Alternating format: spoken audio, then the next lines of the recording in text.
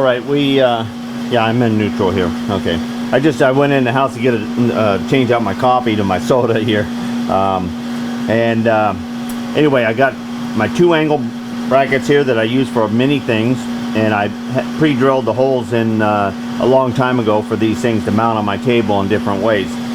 So I set up with parallels in here so that this could hang out past the table's edge just barely, and then I got 2 giant clamps here which are holding the whole piece in here. And these clamps here I laid out one on top of the other, a left and a right, and so that I'm holding them as close as I can, true to each other. Now I got the button head indicator in here, and I'm dialing my plasma cut, and I've dialed this around here. I'm about minus 10 there. I'm 0. I'm about -5 there, and I'm -5 there. And then I crank it on over here to the other side here, and I'm -5 there, 0, -2, -7. Okay, so I'm close enough dialing in on my plasma finishes, which is pretty good to be able to dial in on your plasma cut. And so now I need to get some kind of a cutter in on the boring head to come out to this diameter, and then we're just going to be feeding in and opening up our boring bar till we get to the right size to fit our slug here. Now both of these diameters are within 1/1000, so those plates slip right over here and rest against the center web right here. Testing. Okay. Okay, I hope the camera's not in the way here for the, yeah, it is going to be. Well, let me see, I'm going to bring you down a little bit here.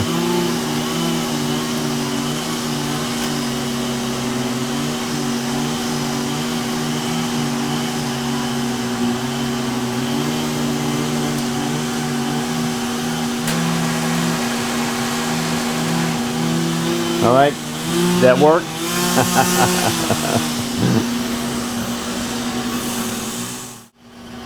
We're all set up. We put this bar in here with the short bar reaching out here, and it just happens to be the right length. In fact, actually we choked it up here so that some of it's actually in this little cavity here. It doesn't really matter. We sharpened up our bit, and then we came out and we kind of eyeballed it here for our first cut to skim through here.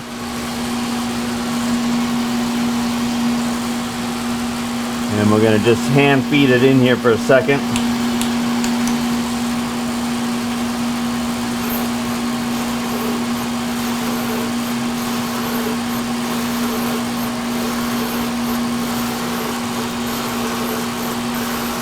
That is kind of skimming all the way through. All right, let's engage it. Let's see what happens here.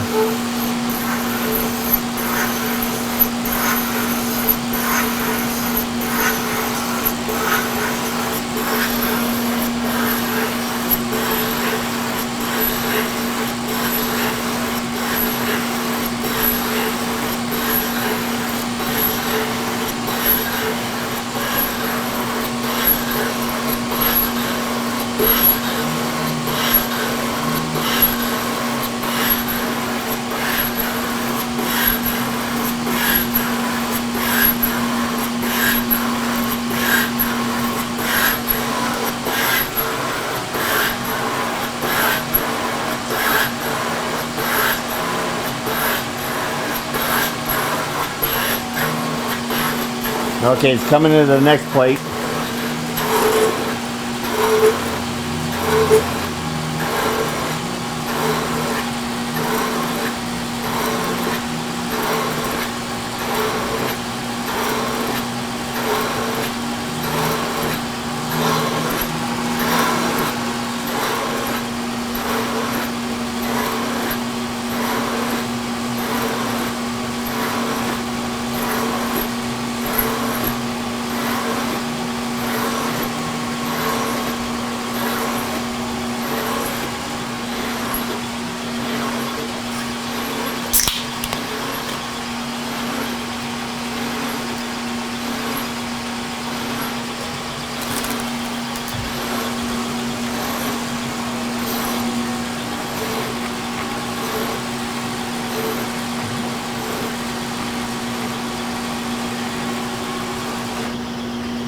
All right, we're gonna come on back.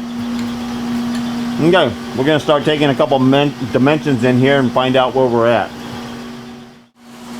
We dial in 25 per side, and we're just coming in. Okay, we're touching now. Now we can feed it.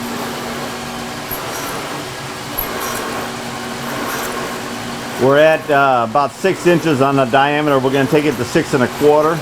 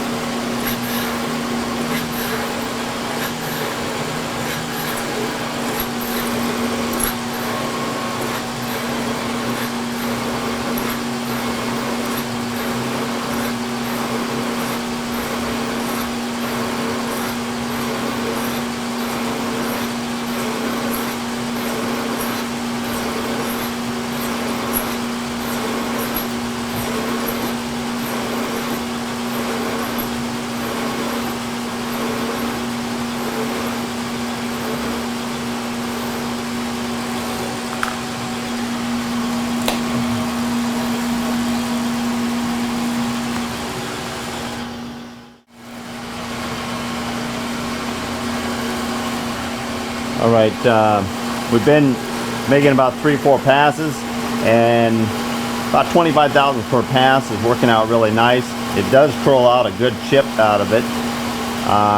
We took and we measured the thickness between the different webs all the way around on that radius, and so far they're, you know, within 10 thousandths or so, 5 to 10 thousandths.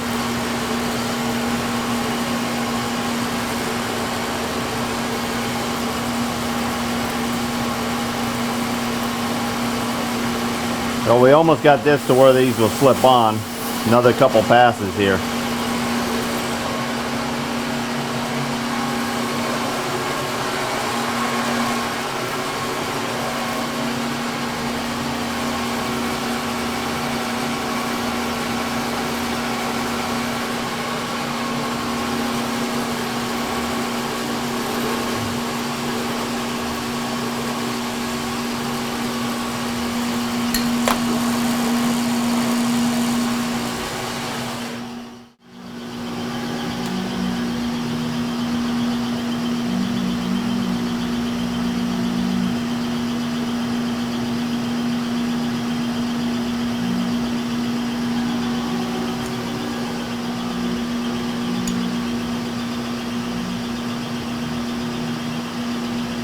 About 6 inches, 190, so we got about 60 more thousandths to go.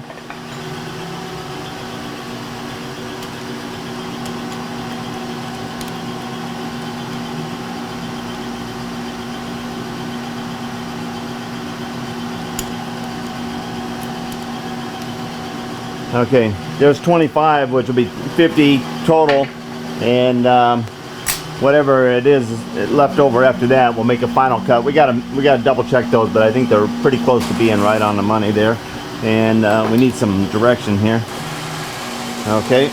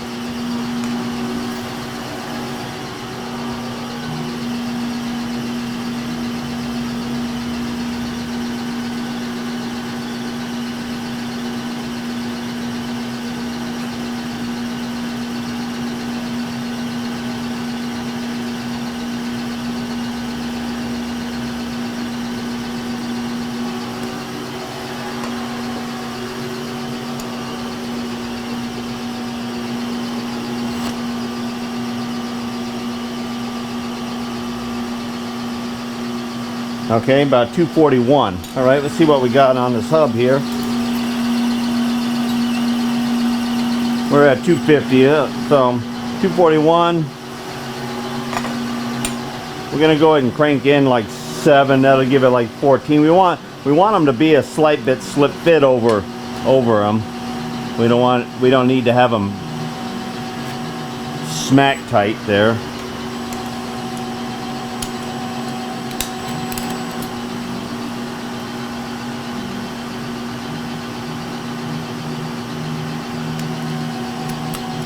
There's 7,000. Let's see what that does.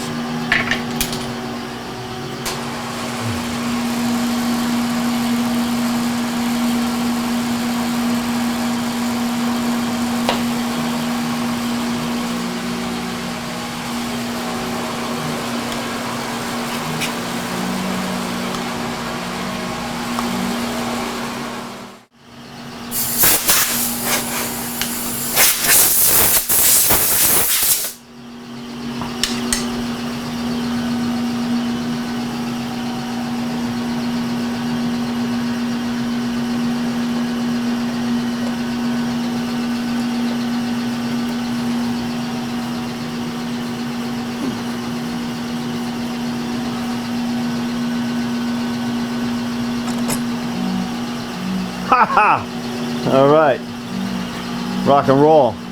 All right, let's tear this down and let's get to the weld shop. We got some paddles to cut out and weld on.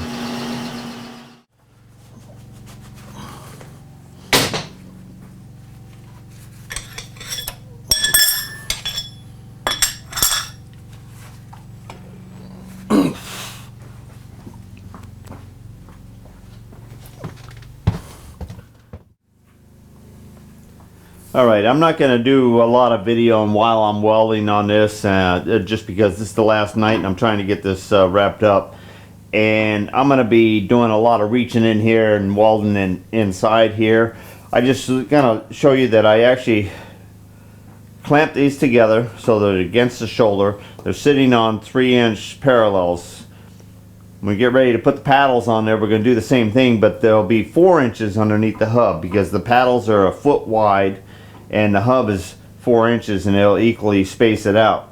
We came off of our precision tabletop here and hit the square on every one of these and made sure that we had the mean alignment between the two webs. Alright, we're happy with that, and we went ahead and we clamped this down. We'll just do a double check. There's a little bit of variance between each one of them, but the most of them are pretty, you know, within a frog's hair of being within each other. I think the worst one is like a 32nd in a couple areas, but like in here it's even, but out here it's got a little bit of a spread. But we're going to be setting up our angles and are putting our blades on square. There's 3 stagger welds that get put on these, inside and outside. Alright, but those get put on after the fact. We got to be able to get in here and do all the welding. A weld bead around, inside, both of these, and on the outside. Alright, so I just want to explain that. We're going to bring you back in probably when we set up the fins after we do the welding on this.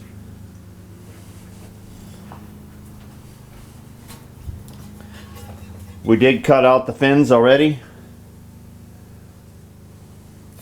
We just need to go ahead and put the sander onto them. Alright, we just spent a little time this morning just dressing this thing up, and it is complete. We got rid of all the little dingleberries from stick welding this thing, and we're happy with all of our welds. We paid extreme attention to this one area of the weld, and that's where this come down, had the little notch for this to sit in here. And we looked at closely at the other areas, and when that thing impacted, that was one of the areas that let go from, and that one blade that let go, it's probably started or it had the stress rise area at that point where it completely snapped that blade off. But the other ones that were partially pulled, we were able to look down in there and we saw that there was no penetration all the way down there. So what I did is I ground these back for a full weld penetration, and I kept all my weld away from it until we were nice and hot and everything else, and then I set it up so that I was actually welding from here, and I came up like vertical, and then I just burned and I rolled it over the edge there, and I went all the way into the center there, and I took extreme effort to burn that in as hard as I could. And so I had some grapes and things like that overhanging on the outside because I wasn't going to let go of what I was working on down in the root. That was where it counts. But I ground them off, and then I took one of those Scotch-Brite pads there, and I worked this radius in here so that we didn't have any edges on our weld that would help enhance a stress rise area in that point right there. Other than that, I kind of copied the original design, except for I made these webs out of one piece. I went ahead, I wasn't happy with their key that was in here, so I made a new key to go into the coupling here. And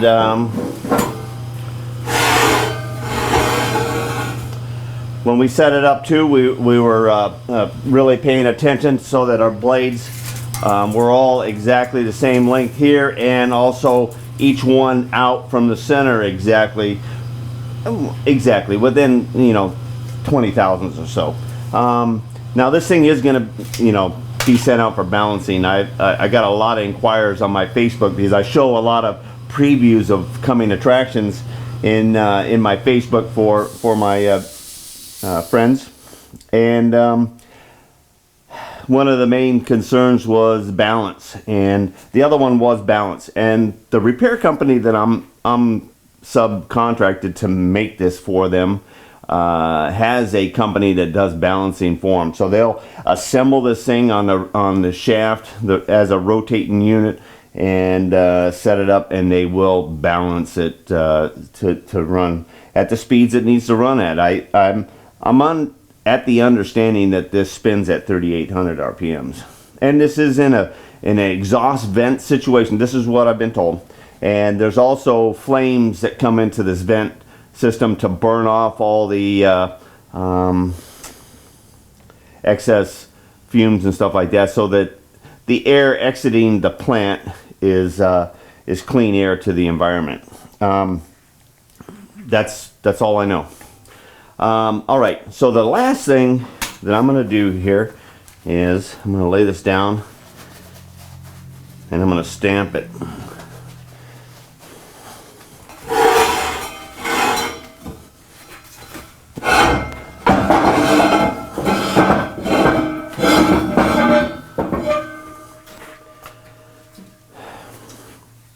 All right, and this is my regular turn right stamp.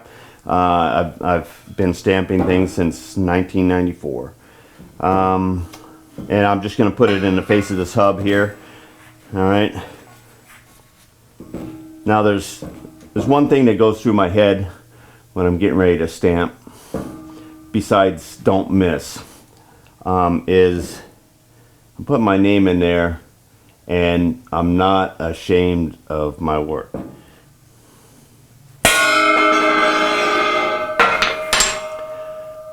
All right.